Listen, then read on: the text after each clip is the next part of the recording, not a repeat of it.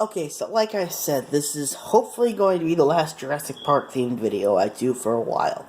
And I've got something really special today. There's also some other figures off to the side here, but for now, we're going to look at this Target well, maybe not, I don't know if it's exclusive or not, but I did get it at a Target.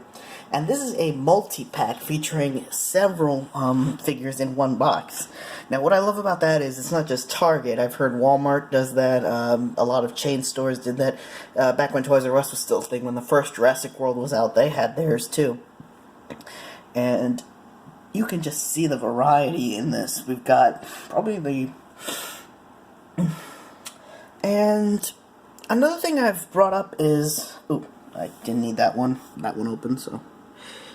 I've actually got on here because I don't have the original figures, I've got a site that will, as you could probably tell from this image, the packaging here is done as an homage to the original Kenner packaging, and I'm not sure if these are based on or made from the same molds. It's possible the new company who has the rights to Jurassic World got the molds off of Hasbro, who may have gotten them from Kenner. Hasbro still released a lot of Kenner's figures as repaints years after they were discontinued. But I'm not entirely sure. I mean, it's possible. Kenner's molds for the unreleased Alien figures from 1979 were eventually found by Funko when they started up their Reaction series. I don't know how the industry works, where who gets... So we've got a Gallimimus, two Gallimimuses, a Pteranodon, Dilophosaurus in a... It looks like it's a unique color scheme. It's not the traditional green and reddish kind.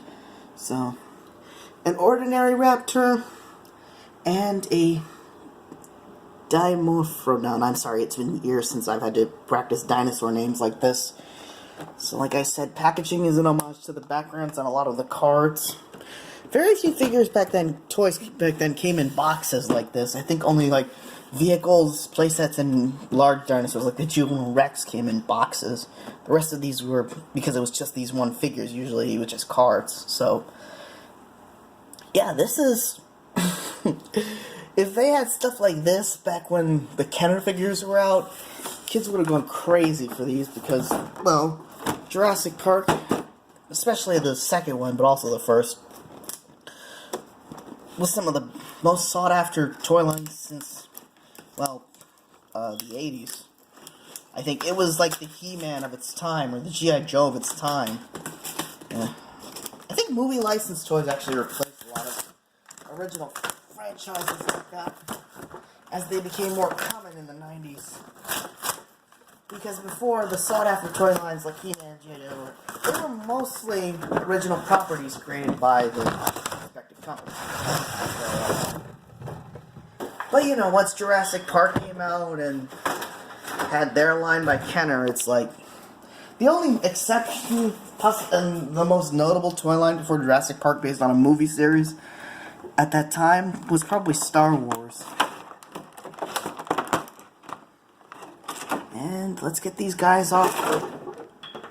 They'll have their own individual slots on plastic. Wow, you could actually keep that as like a diorama background. Which is probably intentional. Gallimimus. Those Metasauruses.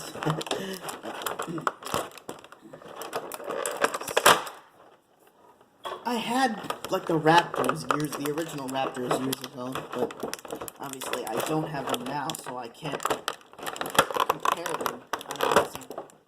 This little website I've got on my... the wings don't break. Well, unlike the Pteranodon wings, they can't flap on a... But they are somewhat posable, so there's that.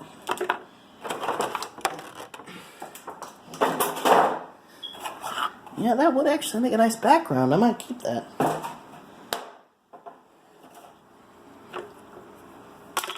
So, Dilophosaurus. Let's take a look at Venom Spray. Main John, large dark line of the rhino. I'm just gonna let you pause that if you wanna.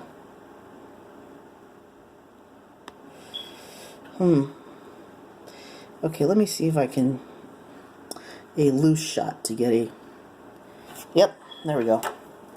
Well, the frill on this is not removable for comparison.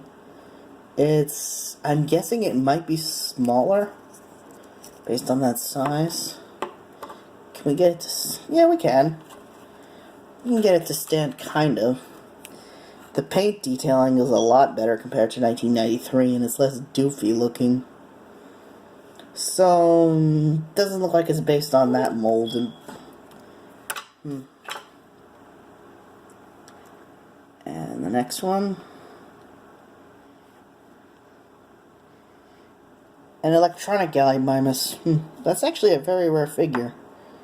So again, let's try to get the loose shot instead of the description this time. Yeah, this is definitely an original mold when you compare it to... It has some of the... But it's a lot skinnier, less muscular, the color... The color might have been an influence, but I'm not entirely sure. It's now smaller. Like a giant emu. The original 93 one. Okay. And let's check out the raptor. Dino strikes slashing jaws. Okay, let's try to get another loose shot. Again, I would just bit. And let's use the raptor on the... But I've also got... This is an unnamed raptor, but I've also got blue. If they'll balance on the...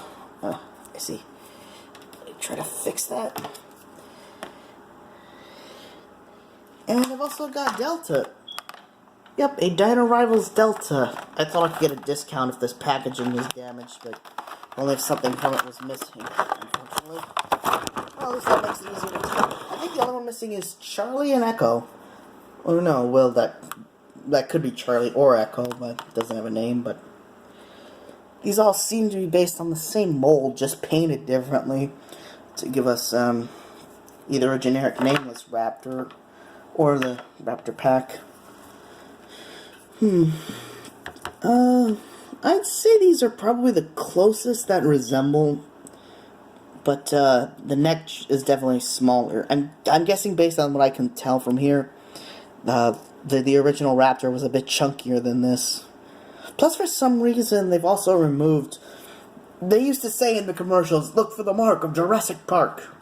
Because of those tattoos they have on the side there. And even the human figures had, like, ID badges on their clothes that actually would have, like, employee badges. So they could apply that to that, too. But for some reason, they've stopped doing it. I'm guessing might have just been something that got trademarked by Hasbro, or they only agreed to... in order to differentiate their products, so Mattel probably wouldn't be accused of trying to create copies of collectible figures, considering how their lines go all the way back to the original line. So, if that's the case, then I guess that's what it has to be. And now the Pteranodon, and this one, like I said, has a wing flapping feature. Interesting note about this. This Pteranodon figure might have been somewhat featured in Toy Story. It's the Pteranodon Sid pulls out of that box. It definitely had the same coloring, and it looked almost identical to it. I don't know, maybe a Pixar employee had a kid who was playing with it a lot when they were at home, and so it's what they used to model the figure after, whatever it's the way I see it. So it's similar somewhat in that it has the same feature the old Pteranodon figure had, but yeah, that one could also balance on its... and had flexible wings. These are not flexible at all. Unlike the Dimetrodon, they can't even fold. But that's probably because they're... but that works, I guess. Then, that also means you could probably tie a string or something around this and hang it from the ceiling, kind of like a... Does the beak open? Oh, yes, it does. So, it may not be as articulated, but it's still a pretty nice Pteranodon figure. Actually, it's more like a small version of the Lost World Jurassic Park Pteranodon. That was a Pteranodon. That was a lot bigger. And it also was just one piece like this, couldn't fold up or anything. It was designed to attack an Ian Malcolm figure that came with like a hang glider pack. Let's see there. And last but not least, we have the 1993 Alan Grant. And this says that there was actually several different packaging versions. The cards originally had a background that was solid black, but then they changed it to a sunset black, and there's also one where it was a really rare variant where it ended up with Tim Murphy's on the name instead of Dr. Grant. Yeah, and a lot of things 90s toys did, it wasn't just Jurassic Park. The early Batman the Animated Series figures had, it kept giving them oversized, like, backpacks and equipment, and, yeah, a lot of action features that if you strip them away, you just had some really outlandishly colored Batman and different, but here it works. You could take away this and it would still be Alan Grant, the backpack and all that gear and everything. I think a reason why, until fairly recently with the new lines, a lot of Jurassic Park figures didn't come with actual guns. Instead, they came with like oversized weapons or tranquilizers, as they called it, was because throughout the 90s and into the 2000s, there was actually a stigma around guns on children's toys. It's why lines like G.I. Joe got revamped to have them as like extreme adventurers instead of soldiers. Or they replaced a lot of weapons on toys with, basically they had to be oversized lasers or didn't resemble real guns in any way. And it wasn't just toys, a lot of cartoons that, well, even, back then, a decade earlier, G.I. Joe on TV was still using weapons, but they looked almost like real guns, except that they used laser blasts instead of bullets. That's pretty much all they had to do to get past this. Yeah, but by then, by the 90s, that just wouldn't work anymore. The sap face is kind of, if it'll focus, kind of doofy, but it does match to a Sam Neill's likeness. I'm guessing that they were trying to make it more realistic than the plastic, almost like cookie cutter face that like seriously, you could swap almost all the faces of the older figures around and there'd be almost no distinguishing them. But, hold on, let me put this down for a second while I get this out. It's not going to be as easy as the others. And, well, I think that's definitely a flare gun. I thought it was a revolver, but it's got to be a flare gun. A little compy. Gotta give him something other than the... And... Well, there's no plastic ties holding him in, but they still put him in all weird. Yeah, so... Pretty similar. A lot closer to the shirt is a lighter color, and you can see the neckerchief this time. Again, the face still just doesn't look right to me, though, but it's not too bad. They removed the IP logo, or the JPID logo, sorry, and took away the knee pads they gave him? I don't get it. I guess it's all part of the whole gear thing to make him look. And I don't have to do this, but with Dr. Grant, but this figure is relative in size to ones we fed the Colossal T-Rex when we unboxed him. So let's see if Dr. Grant will... He definitely should fit. Sorry about this, Doc. Oh, went right down. Yep.